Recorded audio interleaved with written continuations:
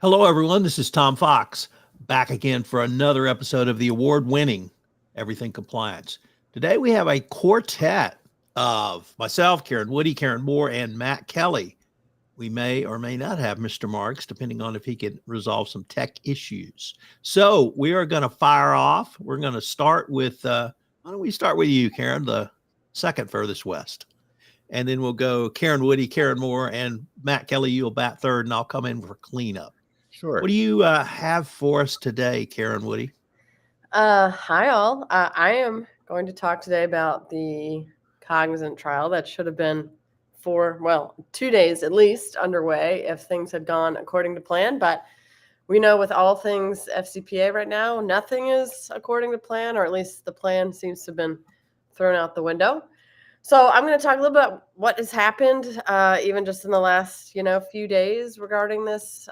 What should have been was, a very highly anticipated, highly watched trial that was going to happen. One of the rare ones for executives related to allegations of FCPA violation. So if the term cognizant or the concept of a cognizant trial sounds familiar, it's because it's come up a number of times. And so this is the trial against two executives of Cognizant, which is a software company. Their names are Gordon Coburn and Stephen Schwartz. They were initially charged in 2019. And even though that is now 6 years ago, their trial was supposed to start this week. So what were they charged with? In February 2019, the DOJ charged these two individuals as well as the company, and I'll speak in a second about what happened with the company. But in February 2019, the DOJ alleged that these two individuals had authorized an unlawful payment of around $2 million that was going to go to one or more foreign officials in India to secure the necessary permits in order to break ground on a new office campus for Cognizant. So the way they were going to facilitate this or have this actually take place is that they had agreed to set this up through a third-party construction company that was going to obtain these permits by bribing the foreign official, and then Cognizant was going to pay back this third party. So pretty standard. And the way that was all going to move through Cognizant's books was through sort of various invoices regarding delay and sort of keep, getting the $2 million basically out the door to this third party. So that's the core set of facts here. The DOJ and SEC also brought these charges against Cognizant as the entity as well, but those charges were handled by an enforcement action by the SEC, in which Cognizant neither admitted nor denied the essence of the allegations and agreed to a $25 million payment in disgorgement and prejudgment interest. And correspondingly, the DOJ also issued one of its highly sought-after declinations against Cognizant, sort of citing, it's handling this through the SEC and a number of other reasons. So that was all happening years ago. But these two individuals were set to go to trial. And this trial has been delayed a number of times. So, and like I said, we are now in a new era of the FCPA. So there's even more shakeup in the last month. But basically, the trial was supposed to start Monday on March 3rd. But we know just about now a month ago, President Trump issued an executive order pausing the Foreign Corrupt Practices Act enforcement. And then I think the full title is To Further American Economic and National Security. Of course, there was a corresponding speech by Attorney General Bondi that was essentially declaring that the FCPA enforcement was not going to be a major priority of the DOJ unless it involves sort of foreign drug cartels, which remains to be seen how that works out. Nevertheless, despite that executive order, the prosecutors on the Cognizant case issued a letter on February 21st that said they intended to proceed to trial this past Monday as scheduled. The trial was delayed to Tuesday and then eventually to Wednesday for unexplained medical reasons, but basically it was going to happen. It was going to really get off the ground on Wednesday. I should note that this is actually the second time that this trial has been sort of put on pause or sort of been handled, and it's been unique in the timing. So this was originally supposed to go to trial in October 2023, but at that point, the prosecutors had asked for an adjournment because of witnesses and trying to get witnesses to get to travel to New Jersey from India. And that ended up being nearly a 17-month delay because of a judge who retired and a number of other sort of issues. So basically, we've been trying to get this trial off the ground for nearly, at least 18 months or somewhere in there. But what has happened then this week? So again, letter on February 21st from the prosecutor saying we're moving ahead. We know Trump said this thing that shouldn't affect us. We were on the eve of trial nearly. But then on Monday, March 3rd, John Giordano took the oath of office on Monday night to become the U.S. Attorney in New Jersey. And then that next morning after that, he requested an immediate sort of abrupt reversal of the government's decision to go to trial, and instead asked for a 180-day adjournment of the trial, and so that he could consider the application of the executive order and the new DOJ priorities on this in the matter.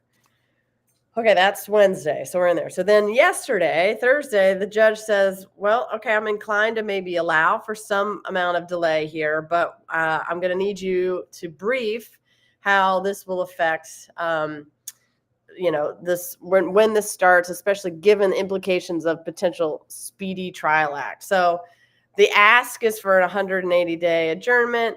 And so in response initially to the judge, although briefings on this are due on Monday, Giordano said the Speedy Trial Act will be told.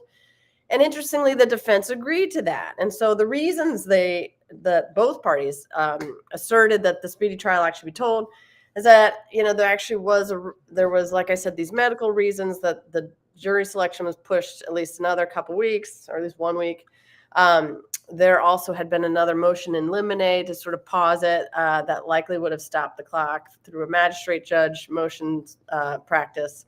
And then they basically said, that there is an exception to the Speedy Trial Act when there is these ends of justice that will be served by virtue of tolling the speedy trial. So where does that leave us?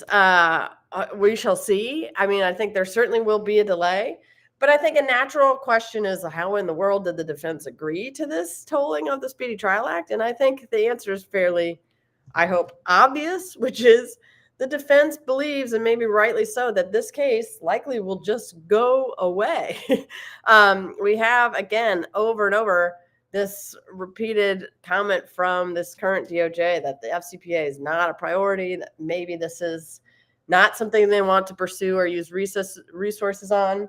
There is some chatter that maybe even the case itself isn't necessarily a slam dunk for the government. I'm sure the government very much disagrees with that characterization, but there's some to be said that this could be considered maybe a facilitation payment that was happening. But before even getting into that, I do think there's just the broader concept, which is this is not something the Trump Justice Department wants to prioritize.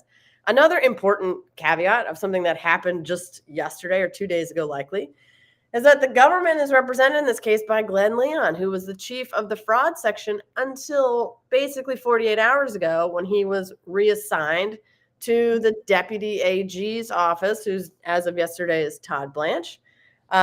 Query what you think the reasons for that are, or whatever. There's a sort of an unforeseen reassignment of the chief of the fraud section who was handling this matter. So all that to say, if I was a betting person, I would bet that this is entirely going away, probably sooner rather than later. And these Cognizant execs are beyond lucky that the witnesses weren't available now a year and a half ago, because I think this might all very much all inure to their benefit. So that's what I have on sort of, again, the day to day, who knows what will happen today, but it's been a fast moving sort of space, despite this being a now 6-year-old case. Well, we're recording this before noon, so lots could happen. Karen Moore, you have a question or comment, then Matt, you're up next, and I'll follow.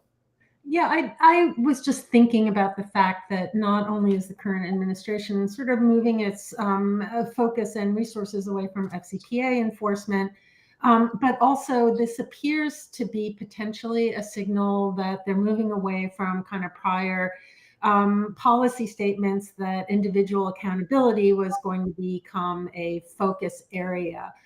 So I'm just wondering, do you think, Karen, that's a little bit of a driver? Is it sending a message?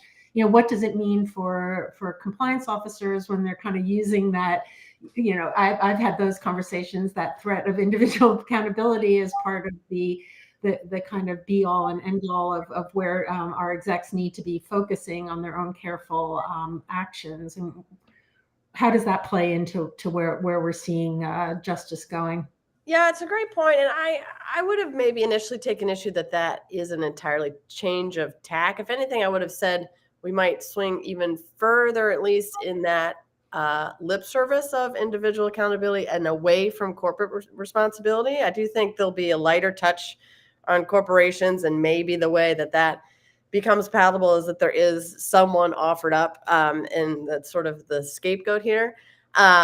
I say that might be lip service because I do think there's going to be a soft touch no matter what. But I don't know if I would characterize it entirely as a lessening of the individual as paramount, because we've seen that at least even from the SEC side. I think Paul Atkins and others even there, I think, again, I think will be much kinder to corporate resolutions and this idea of sort of corporate criminal liability, but still might, lay the burn at the feet of certain individuals, and again, that might be unfortunate for some random person who takes the fall, but it's a good point. I do think, I don't know is the answer. I don't know if I would characterize this as like a stepping back from individual accountability as much as it's just a broad step back from FCPA enforcement. Matt. Well, I'm struggling to figure out what is the most cynical interpretation I could put on this chain of events, because that's probably going to be the right one. Yeah. Absolutely, this case is never going to happen. I will bet my mortgage payment on that, and rest assured, my mortgage payment is a lot of money. No, we're not going to see this happen. These guys have lucked out, like Karen said. But I can't help but think a couple of things about the Cognizant case. We should always remember, once upon a time, the corporate enforcement settlement against Cognizant was held up as the right way to handle these things. And I think it was back then that the board at Cognizant self-disclosed this matter to regulators within weeks of hearing that they had this problem. And back then, which was, I want to say, like in 2017 or so, when they first heard about it, they had no idea what might happen to them. And we did not yet have the very generous corporate enforcement policy that we now take for granted, which will now be even like the no corporate enforcement policy when Trump is done with it. But they always, and I talked to one or two of the board directors there on the audit committee who made that decision. They basically said, yeah, this was the right thing to do. And we knew it. And we knew we might get taken to the woodshed, but we were going to do it anyways. And if you ever want to see an example of how good integrity at the board level and at the corporate level looks, go back and look to the original FCPA settlement for Cognizant as a whole, because it really was a good way to handle it. And they got a fairly good resolution for what was a pretty clear-cut, in my opinion, abuse of the FCPA. The other question that I've been thinking about a lot this week is, what would a enforceable FCPA offense look like in the eyes of Donald Trump? Because if you go back and you read his pause executive order, it talks a lot about corporate deals that serve strategic U.S. interests.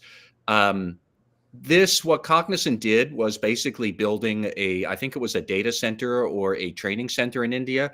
That has nothing to do with serving U.S. interests. So in theory, you should be able to say, yeah, we're going to enforce against that because the law says no corruption, and there was corruption.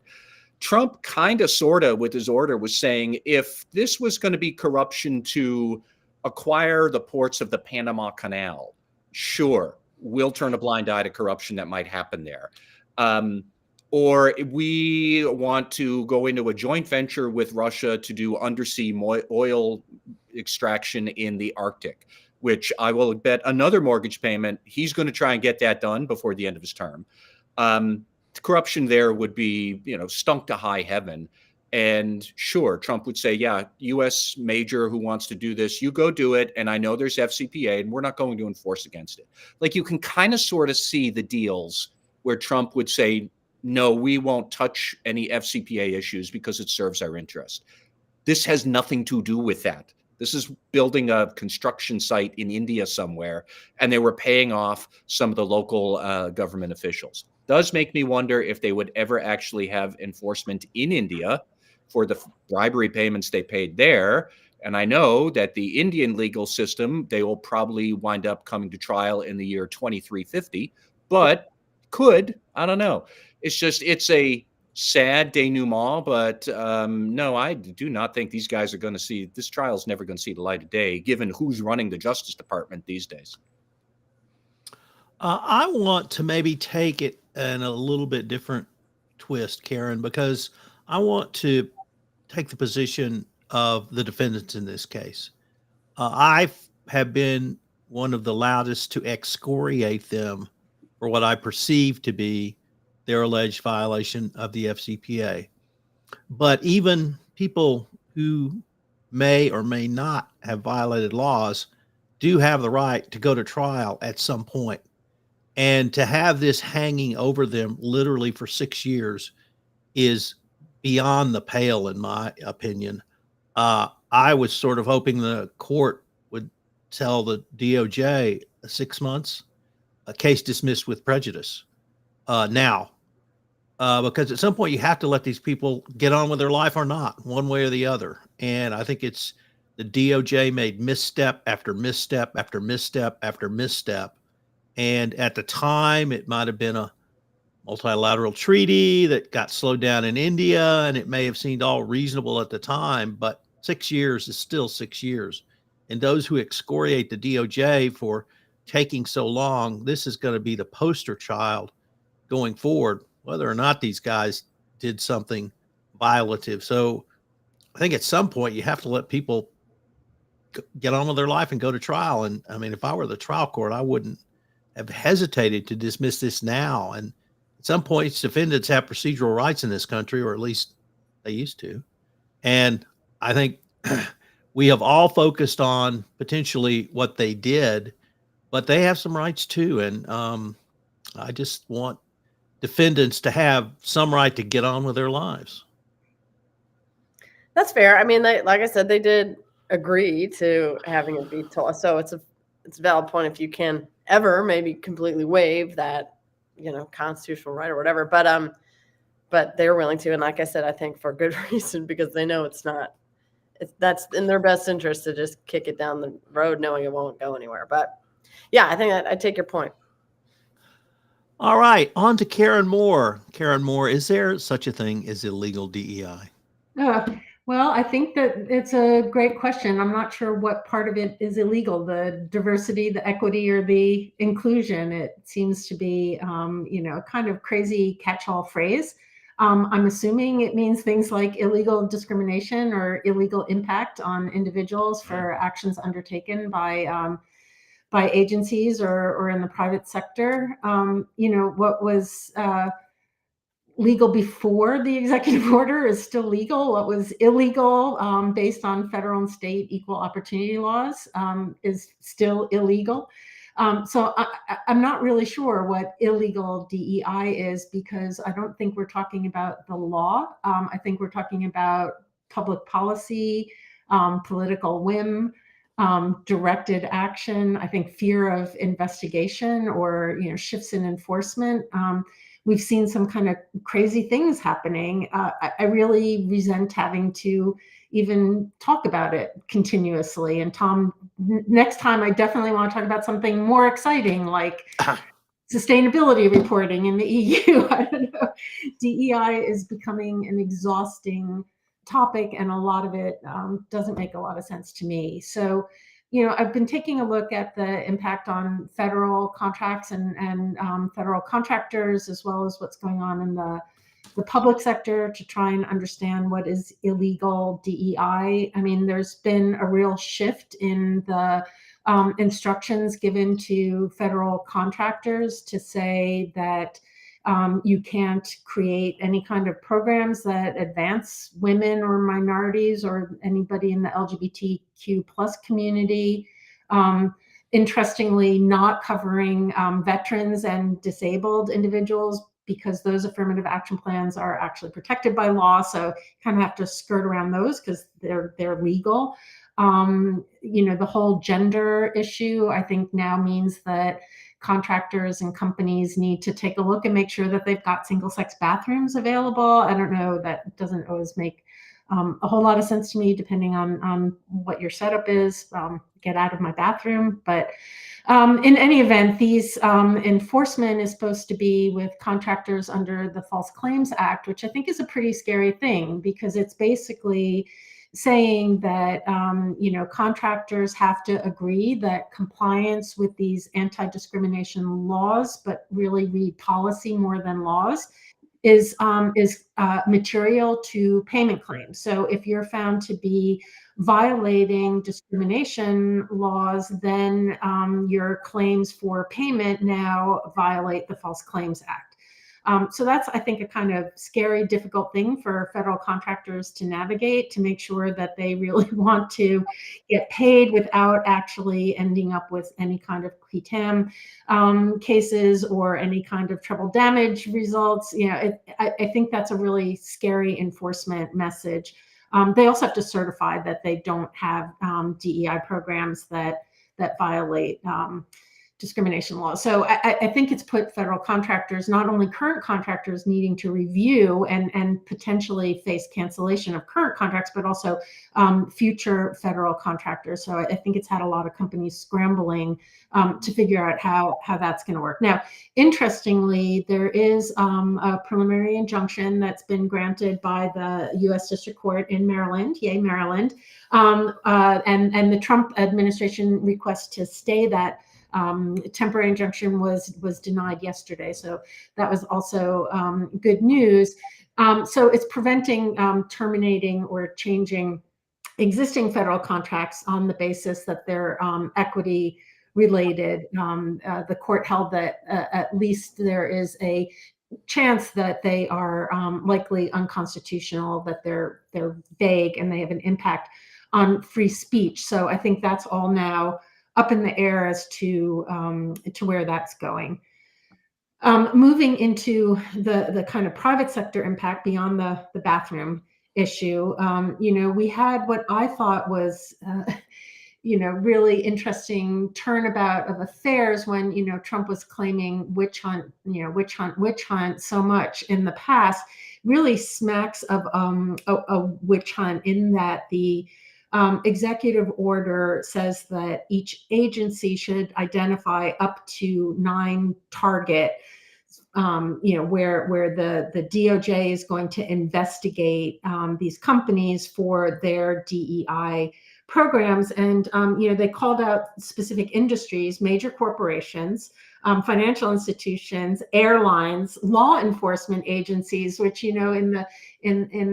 in the last few years have really tried to focus on their diversity issues, and higher education institutions, which to me starts to smack of a witch hunt, especially when you start seeing who's been the target of these. And I think that all of us in the compliance and legal community have been following what's been going on with Covington and Burling, and then more recently in the last couple of days, Perkins Coie, where Trump issued an order suspending the Perkins Coie security clearances on the basis of DEI activities, that they're dishonest and dangerous.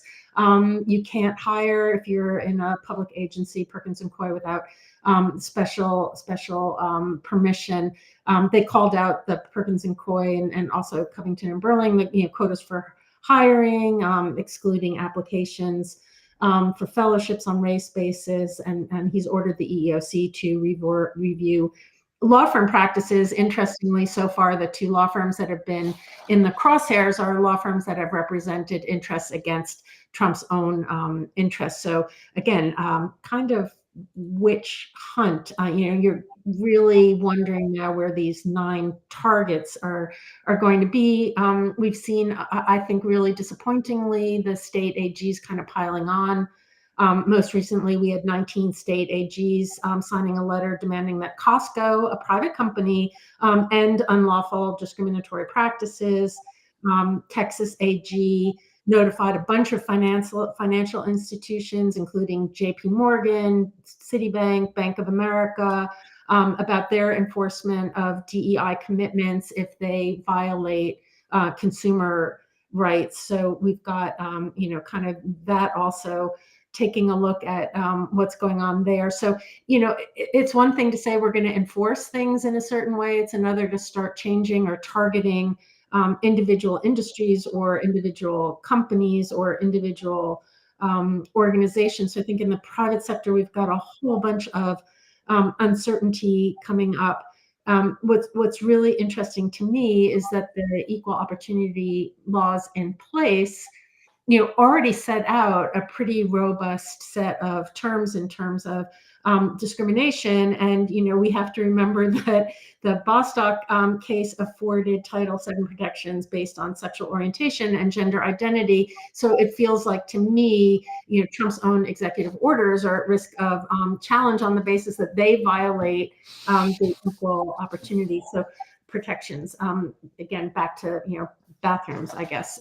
So I'm kind of struggling. In some ways, I feel like there are opportunities, and I've talked about this in the past, and others have talked about it much more eloquently than I have, for companies to really examine their practices, just in case their practices, maybe unintentionally in trying to do the right thing, could present discrimination exposure. And there's a really interesting case before the Supreme Court right now, Ames versus Iowa, something, which challenges the standards for discrimination against majority groups.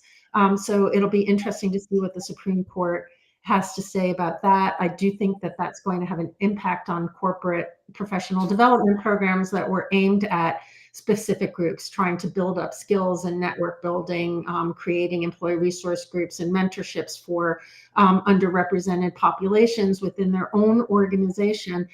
So I do think that companies need to be prepared, and I've mentioned this in the past as well, for helpline calls and calls for investigation and challenges internally from the majority. And how are you equipped to sensitively listen and handle those claims and have those conversations, or anticipate even better those issues and have those conversations within your own organization, making sure that you're trying to do really fact-based reviews of your practices by, doing pay audits. What are the rates of access to opportunity, promotions, firings, et cetera, based on different classes? That all seems to be okay. Taking a look at your training, I do think that in the past there have been some kind of over efforts to start saying that there are certain people who are going to be inherently racist no matter what, trying to train on areas like the patriarchy and white fragility. It's just going to backfire. It doesn't matter how well considered they are, or how much in the social sciences these things can be proved or disproved. Trying to train on that is going to alienate people, so maybe not that effective. Make sure that your training makes sense. I've talked in the past about the kind of the branding problem that DEI has and trying to reframe it. I've seen some really interesting efforts to rebrand DEI as belonging, the idea that we want everyone to feel that they belong in the organization, which is great. I saw at least one that rebranded to Meritocracy Initiative, borrowing from Trump's own language, which I think is fantastic, because we all want a meritocracy. So trying to examine what's preventing meritocracy from happening is maybe another way of implementing DEI. But kind of deciding what you're going to give up on and what you're going to double down on, I think, is an important internal conversation. And just maybe don't be afraid. Matt, do you have a question or comment for Karen? I had a couple of thoughts. First, I think for everybody who is worried about this, clearly the root of the problem with the Justice Department and all the other regulators in the Trump administration is who's using the bathrooms. Here is the solution for all the listeners. This is my big vision. No bathrooms in the company. And then you just put a whole bunch of individual porta potties in the parking lot. Problem solved. That is what we're going to wind up all doing by 2029 when this administration ends. I won't bet my mortgage payment on that. I'll just bet a cup of coffee. But folks, it squares with what they want to see. Apparently, that's going to be our solution. But more seriously, I had been giving some thought about how this anti-DEI quest from the Justice Department might tie companies and organizations into knots. And Karen Moore, I don't know if you have any thoughts about this, but I'm really curious, how will the Justice Department and I guess other regulators, but I'll use DOJ as the camel in the tent, how's this going to butt up against corporations' free speech rights? Because my understanding is that corporations are people too, and therefore they do have free speech rights. And I was intrigued when I saw the interim U.S. attorney for the District of Columbia for Washington, D.C. He fired off a letter to Georgetown Law saying that he was very upset and curious about how they were using DEI at Georgetown Law and teaching DEI. So that's not just you have an illegal DEI program, but you are, I guess, illegally teaching that DEI might be a thing. And kudos to the dean of Georgetown Law, who then fired off a reply, which he noted, "Dear interim U.S. Attorney Martin," which is the most polite FU I have ever heard, but well done. Pointing out that this is a free speech thing, and universities do have free speech. So where are we going to draw that line? I suspect where Trump would want to draw that line, but that's something that I think a lot of organizations will wind up bumping into. Number two, Karen Moore, you had mentioned about how companies might need to, or contractors might need to certify that they don't have an illegal DEI program. I am kind of curious, will the administration ever actually put out guidance for what an illegal DEI program would be, that you could therefore not do it? I'm going to guess the answer is probably not, because I don't think they know what that would be. I know they just know that it sounds good and sweet, so let's say it. And then C, I do think that there's going to be whistleblower versus whistleblower at a lot of large organizations. Like maybe people will be complaining internally on your whistleblowing hotline about what is illegal DEI or what is illegal anti-discrimination or discrimination. But maybe I know that they're already setting up government hotlines so that you can report your employer for operating an illegal DEI program. So you might have people reporting your company to the feds, and this is all the recipe for making a gigantic HR and compliance mess. Because I don't think the administration knows what an actual illegal DEI program is. They just like to use the phrase, or am I wrong? Well, that's a whole bunch of questions directed at me, but I'll start with the last one. I don't think you're wrong at all, and I do think as I began, that the key is this term illegal. There's got to be a law that's being violated for it to be illegal. So if we see more claims being brought before the EEOC or to the Civil Rights Division that are based on real discriminatory practices, that's great. Maybe people start to to identify them. To the extent that they're being used kind of punitively or in a reactionary way, or where agencies are being asked to actually highlight companies that are operating illegal DEI practices, I'd like to know, where are they getting that information from? On what basis are they determining that they're illegal DEI practices happening in organizations, if not from whistleblowers? But sure, if we're going to have False Claims Act coverage for these things, I can see a whole new income stream happening, not for your mortgage payments, because all you need to do is start reporting federal contractors for their illegal DEI practices, because you can be sure that at least in the kind of Trump world, they're all engaged in them. They're trying to train their employees. They're trying to make sure that people are being treated fairly. I don't know. It's kind of a crazy situation. I do think on the free speech, that's something that's already become a topic of focus and conversation, and real shout out to all of the different entities and organizations that are challenging these things, bringing them through the courts. I'm sorry that they have to waste time and resources. I'm also sorry because these court processes take such a long time, so we're not going to really maybe see the benefit of it. But I was reading a really interesting case in Florida, of all places, that challenged the ability of a company to train its employees in a mandatory training. They were challenged. This is a company called Honey Fund, I think, and others, where the court held that, no, I'm sorry, free speech allows companies to express their views on diversity and to create mandatory training on DEI beliefs. And Florida is unable and illegally attempting to curtail those free speech rights that are afforded to corporations to express themselves, to create policies, and to create mandatory training on those policies. Now, whether those trainings, I suppose, result in conduct which could be deemed discriminatory and illegal, that's a different matter. But free speech, I think, is going to be at the center of a lot of these issues. And then, the third thing is I think the individual porta potty is a great solution to the gender problem, at least on the bathroom front. So good one there. Another benefit for returning to the office. I should probably note that we do not give out financial advice on this podcast. We are not financial advisors. So all of you who may wish to invest in a porta potty business, it's here to stay, but maybe there'll be a bump. Well, with that note, Matt, what do you got for us today? Well, I was thinking about job cuts within the federal government this week. And in particular, what had caught my eye was the Doge fever has, I think, finally caught up with the Securities and Exchange Commission, because they had a couple of announcements of fairly large scale job cutbacks that are either going to be happening or are in the midst of happening. So here's what has been happening lately. Is that earlier this week, word came out that the SEC has extended buyout offers, I think, to pretty much all employees, or at least anybody who has been with the agency since the start of 2024, that they would pay you $50,000 to quit.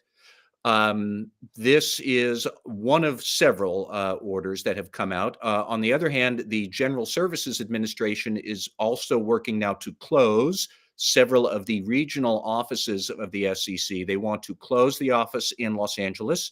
I've heard that closing the LA office was something they've been thinking about for a while, and it's not specifically driven by Doge, but Doge did definitely stepped on the gas of that idea. Going to look to close the Philadelphia office, and they would like to close the Chicago office, although they can't figure out how to do that without a big lease termination payment. So as soon as they can get out of the Chicago office, they want to close the Chicago office too. And then number three, they also have told all of the regional directors, I believe there are 10 regional offices at the SEC. Don't hold me to that, but it's in the low double digits. They've told all the regional directors their jobs are going to be eliminated.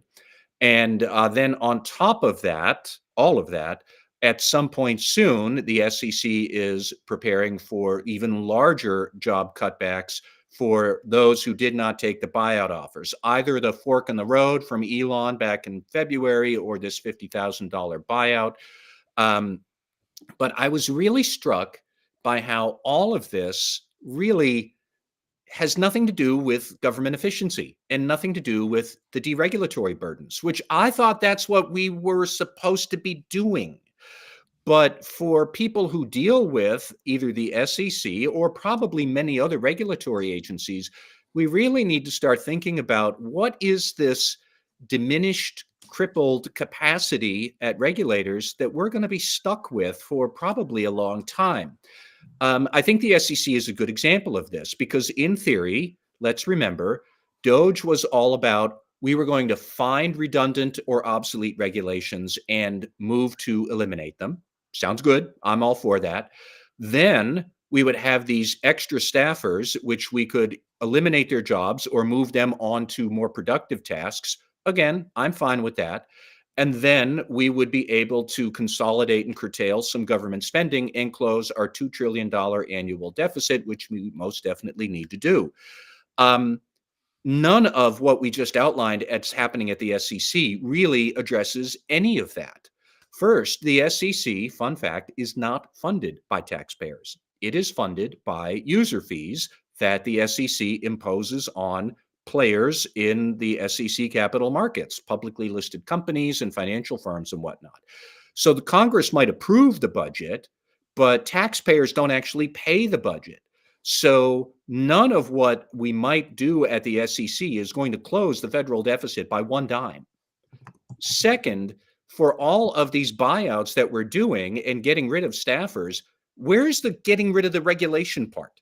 Because I thought that was supposed to come first, and we'd assess what do we want the SEC to do, what do we not want it to do. And there are probably numerous rules at the SEC that no longer make any sense, and we could get rid of them. But that's not what acting chairman Ueda is doing. And I presume it's probably not going to be what incoming SEC chairman Paul Atkins, once he gets confirmed, I don't know that that's what he's going to do either. So far, the only thing they've done is they've given a big bear hug and a wet kiss to the crypto industry. But everything else, all those rules and regulations are pretty much still there. Some of them have been delayed for compliance deadlines, but not that many. And still, the vast majority of SEC rules that were in place 3 or 4 weeks ago, they're still here now, and they still will be in 3 or 4 months. But we're cutting staffers while we don't know what rules we may or may not get rid of. So what we're going to wind up with is simply an agency that is less able to do its job.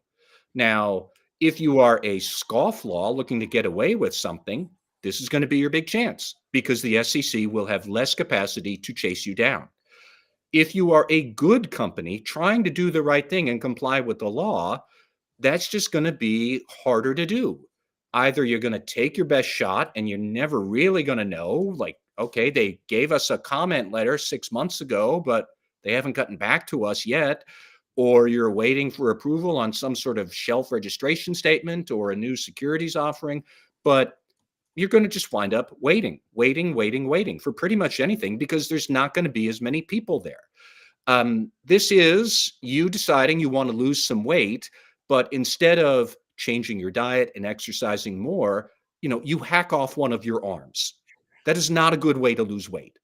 And this is true for the SEC and for all of the listeners here who deal with the SEC on a regular basis, because I know there's a lot of them, but it's true for a whole lot of other companies or regulators as well. It's true with the FAA. It's going to be true with Health and Human Services.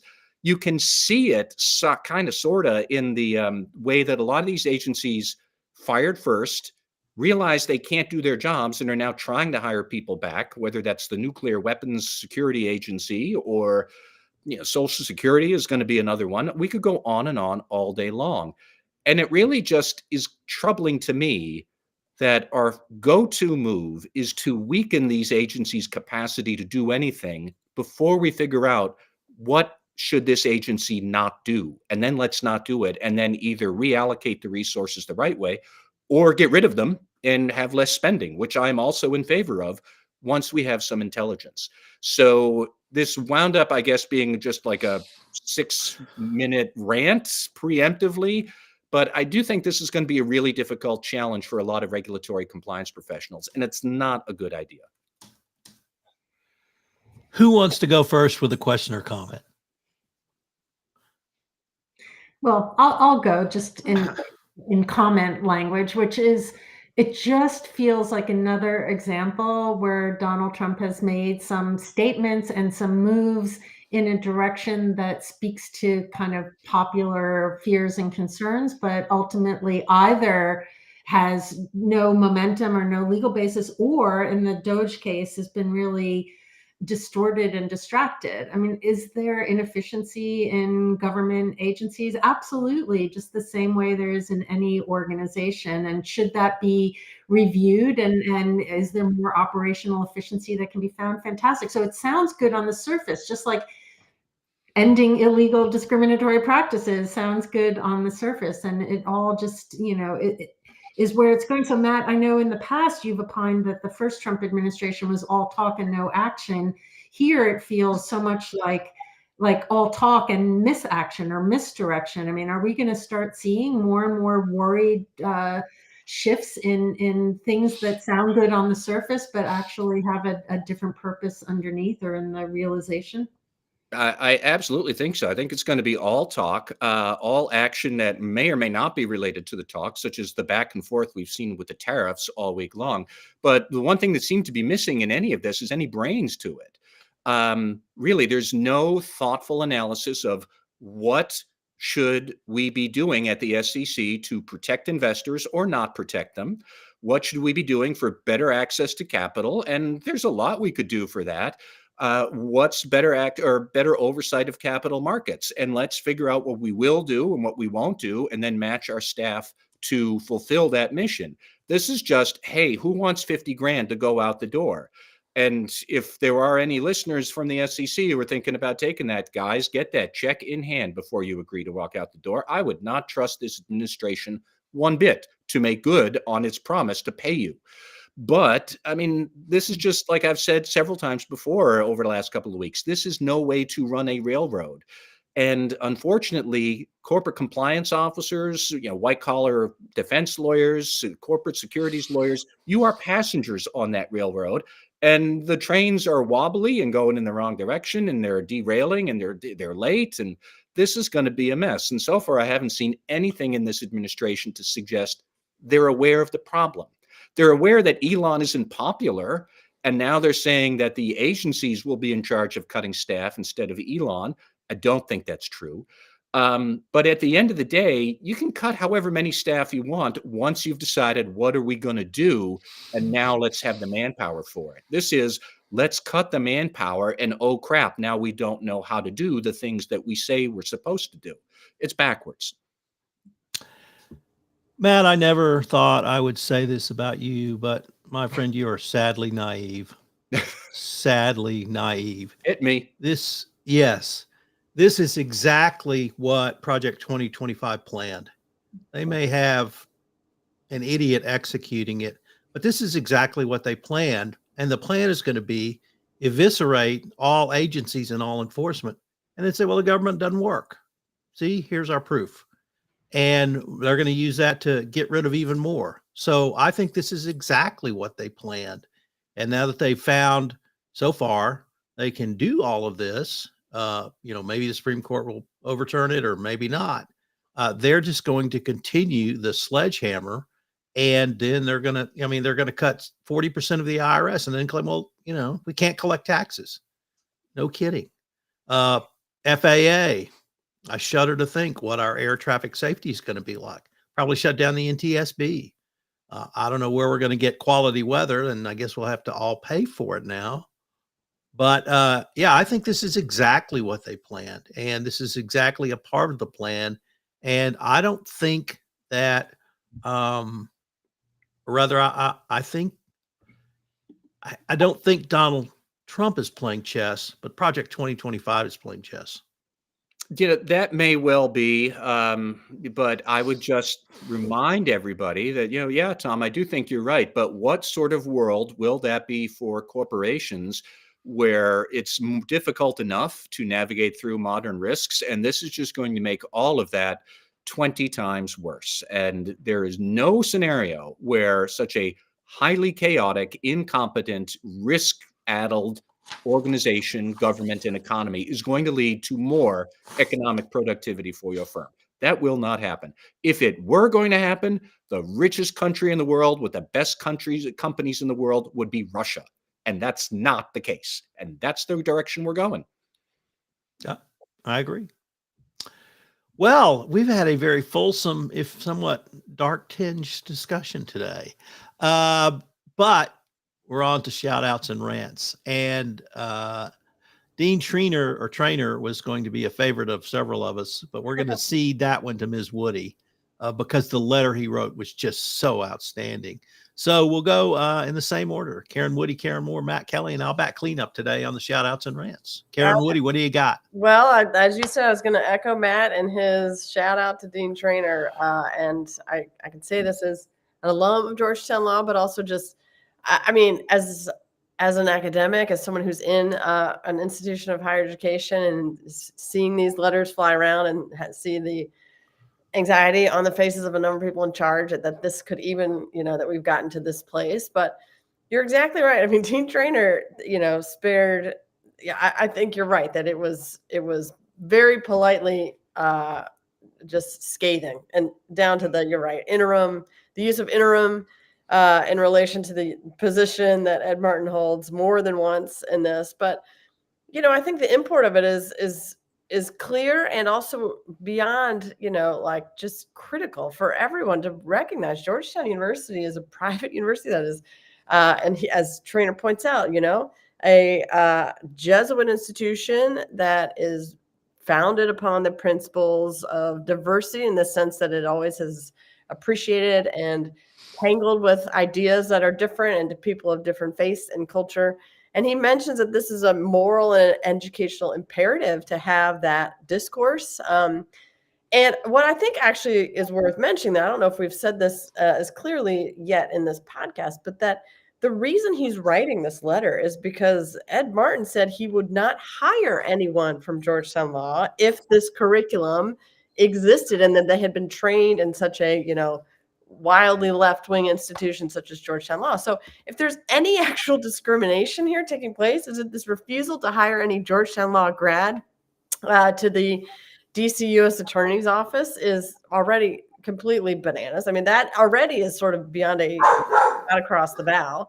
And so I think the letter responds in kind in that sense. And so, and he also mentions, this isn't, not that it matters, but it's also Georgetown Law. This isn't some, community college down the road. This is Georgetown. And he points out, we are the preeminent legal institutions in this country. And so that you would actually swing at us as maybe seeming as violating some constitutional right.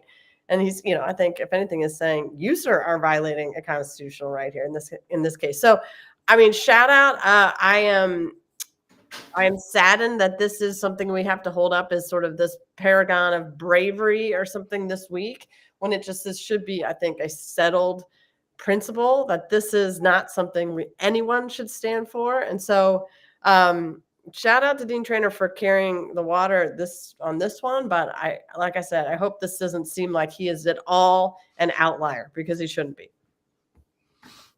Karen Moore, you've got a high bar. I do, but that's such a positive statement and right in my backyard. But what is also happening in my backyard are so many federal employees, and I know it's across the nation, but I am in, the Washington, D.C. metro region, and I cannot even count now the number of conversations I've had with people trying to make introductions, trying to provide advice. But I suppose sometimes the only thing I can really do is provide an ear, some sympathy, a big hug. And there are just some really amazing people who've dedicated themselves to public service, who are, now finding themselves not just mistreated, but trying to pivot into a different direction in their lives. And I know Hema Lomax is on the call, and I just want to give a shout out to Hema, because she has really made an effort not just to put herself out there, but to provide resources to people. So, really, I am thinking about all these amazing people. I really hope that people land where they need to land, that their dedication to public service not only doesn't go unappreciated, but also, comes back to play in their lives in a better way. And anything that I can do, short maybe of contributing my mortgage payments, I just leave myself out there as a resource. Matt Kelly. Well, since I have already ranted enough on this podcast, I'm going to switch gears to trying to give a shout out to just one of the many people in this world who slowly, steadily, consistently did a good thing. And I just wanted to note the passing of an Australian man by the name of James Harrison, who died earlier this week at the age of 88. But his big claim to fame was that when he started giving blood in 1954, while he was a teenager, I think, they discovered that Mr. Harrison, for reasons unknown, had a genetic profile that his blood churned out a large volume of very important antibodies called anti-D. I don't really know exactly what anti-D does, except it helps pregnant women who might have the baby having a conflicted RH factor in mother versus child. And that can be a big problematic thing. And I had a sibling where that was a big problematic issue with my mother when she was carrying my sibling to term back in long ago. But his blood was able to address that difficulty. And so therefore his blood was quite valuable. So for the next 64 years, while he could donate blood as often as he could, he did, and he donated blood 1,173 times over the course of his life until finally in 2018, the Australian authorities said, "We love you, but you are now too old. You should not give any more blood." And he would have if he could have. But he probably made he affected millions of lives over the course of his 64 years of donating blood. I mean, it's just a great story of how people can improve other people's lives just for the sake of doing the right thing. And he did it week after week, month after month, year after year. And we should all take note of people like him who are doing the right thing quietly, consistently. They're the ones who make this world a better place. And so did he. And so thank you, Mr. Harrison, and good luck wherever you may be now. I'm going to go international for my shout out, although not very far. I'm going to go north of the border, and I'm going to give a shout out to the Quebecois. And a little history lesson is in order. In Quebec, English-speaking descendants of English settlers controlled the province with an iron fist until the mid-50s. And there was actually a fight at a Montreal Canadian hockey game. Was the first time the French-speaking Canadians of Quebecois, of Quebec, who are in the majority, began to coalesce around a feeling that they were different. And that feeling went along for 20 years until René Lévesque, who is the prime minister of Quebec, or became the prime minister, threatened to take Quebec out of Canada. And since that time, there's been a very varying tensions between the French-speaking Canadians in Quebec and the English-speaking Canadians in Quebec and the rest of the country. Well, one Donald J. Trump has managed to change all of that. And as the example I would give you, I do a podcast with two English-speaking Quebecers on science fiction. And they both told me for the first time ever, they heard French-speaking Canadians at a Montreal Canadian hockey game sing the Canadian national anthem in English. And they said they never thought they would hear that in their lifetime. And the Quebecois are saying, we may be Quebecois, but we're Canadians. And elbows up. So elbows up to the Quebecois.